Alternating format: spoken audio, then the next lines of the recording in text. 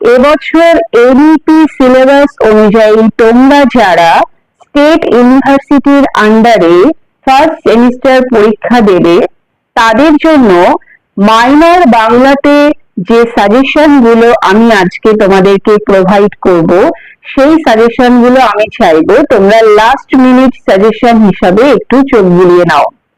আমি তোমাদের কাছে অনুরোধ করব তোমরা একটা খাতা পেন নিয়ে প্লিজ আমার সাজেশন গুলো একটু নোট করে নাও।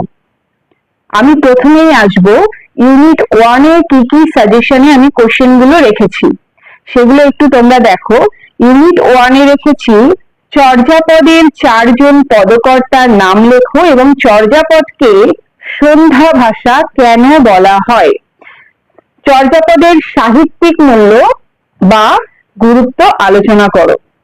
সেকেন্ড যে কোশ্চেনটা আমি রেখেছি চর্যাপদকে কে কবে কোথা থেকে আবিষ্কার করেছিলেন এবং চর্যাপদের নামকরণ বিষয়ে ভিন্ন ভিন্ন মত আলোচনা করো। বাংলা সাহিত্যে থার্ড যে কোশ্চেনটা রেখেছি থার্ড কোশ্চেনে রেখেছি বাংলা সাহিত্যের আদি পর্বে বৌদ্ধ ধর্ম ও সংস্কৃতি চর্চা এবং বিবর্তনের ধারাটি বর্ণনা করো। ফোর্থ যে কোশ্চেনটা রেখেছি বৌদ্ধ ধর্ম দর্শন ও সংস্কৃতি চর্চায় বৌদ্ধ বিহারগুলি সম্পর্কে নিরূপণ করো।